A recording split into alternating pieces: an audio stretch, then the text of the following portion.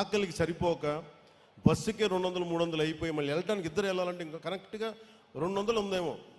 మీకు తెలుసు, వచ్చి నడవాలి, ఆటోల్లో రాలేరు, బస్సులు రాలేవు నేనున్న ప్రాంతానికి. అంటే తన గ్రామం బాగుండాలని ఒక యువకుడు వస్తే మాట్లాడలేడు.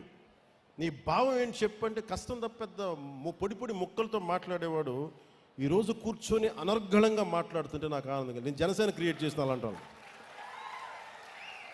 మరి మన తెలంగాణలో మనకేం లేవే. అంటే పోరాటం చేసే తత్వం ఉంది అక్కడ. అలాగే ఆంధ్రాలో పోరాట పట్టిమ లేదు లేదు లేదు అని అందరూ అంటాం. నేను నమ్మాను ఆంధ్రాలో పోరాట పట్టిమ, కానీ సరిగ్గా చేయాలి, చెప్పాలంటే మీ పోరాట పట్టిమే కదా ఈ రోజు 164 సీట్లు 21 మంది పార్లమెంట్ సభ్యులు ఇచ్చింది. సో మరి మీకు నేను ఏం చేయాలి? సో మొన్న 10 సంవత్సరాల క్రితం మీకు ఇలా చెప్తే మీకు అర్థం కాదు. నేను నడిచి చూపించాం, ఒడిదుడుకుల్లో నిలబడ్డాం, కష్టం మీద పడ్డాం, కుటుంబాలను వదులుకున్నాం, వ్యక్తిగత జీవితాలను వదులుకున్నాం, తిట్లు తిన్నాం, అన్ని రకాలుగా నిలబడ్డాం, ఇబ్బందులు పడ్డాం. అంటే political leadership is not an easy task అని చెప్పడానికి నేను 10 దశాబ్దం పట్టి మీకు నడిచి చూపించాను. ఇప్పుడు నేను మిమ్మల్ని అడుగుతున్నా, you want to become leaders, మీకు నాయకులు కావాలని ఉందా? గ్రామ స్థాయిల్లో, వార్డు స్థాయిల్లో, నియోజకవర్గపు స్థాయిల్లో, పార్లమెంటు స్థాయిల్లో, జిల్లా స్థాయిల్లో, ఒక రీజియన్ స్థాయిల్లో, ఒక రాష్ట్ర స్థాయిల్లో, కేంద్ర స్థాయిలో మీకు అవ్వాలని ఉంది అంటే నేను దానికి రోడ్ మ్యాప్ సిద్ధం చేశాను. మీ అందరికీ చాలా స్పష్టమైన దిశానిర్దేశం చేయదలుచుకున్నాను. మెంబర్షిప్ టు లీడర్షిప్ మార్గమే మన విధానం. నాయకత్వం అనేది పదవి కాదు, అది సేవతోటి పోరాటాలతోటి సంపాదించే గౌరవం, అది బాధ్యతతో కూడుకున్నది. పదవుల కోసం కాకుండా ప్రజల పట్ల అంకిత భావంతో వచ్చిన వారే నాయకులు అవుతారు. దానికి నేను దారి వేస్తున్నాను. మరి దృష్టి ఇప్పుడు దాకా పూర్తిగా ఒక సిస్టమేటిక్ గ్రోత్గా ఉండిపో, చాలా ఆర్గానిక్గా పెట్టబోతున్నా.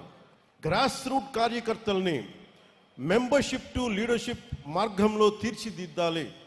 నిబద్ధత గల కార్యకర్తల్ని గుర్తించాలి. కొత్త తరం నాయకుల్ని తయారు చేయటమే జనసేన తదుపరి దశ ప్రయాణం.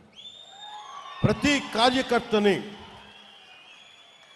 కార్యకర్తని కేపబుల్, ఎథికల్ లీడర్స్గా తీర్చిదిద్దే ఒక ఖచ్చితమైన వ్యవస్థని నిర్మించబోతున్నాం.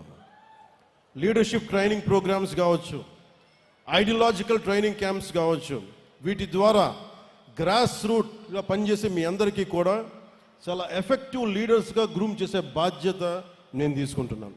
నేనే ఎందుకు మాట్లాడుతున్నానంటే మేము అనే పదం కూడా నేను వాడట్లా. ఎందుకంటే నేను పార్టీ చిన్నగా చెప్పాను, ఒక కులం కోసం, ఒక ప్రాంతం కోసం, ఒక కుటుంబం కోసం పెట్టిన పార్టీ కాదు ఇది, దేశం కోసం పెట్టిన పార్టీ ఇది.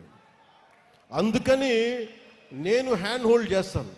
నాకు నమ్మకం వచ్చిన తర్వాత అప్పుడు అందరి మీద వదులుతాను.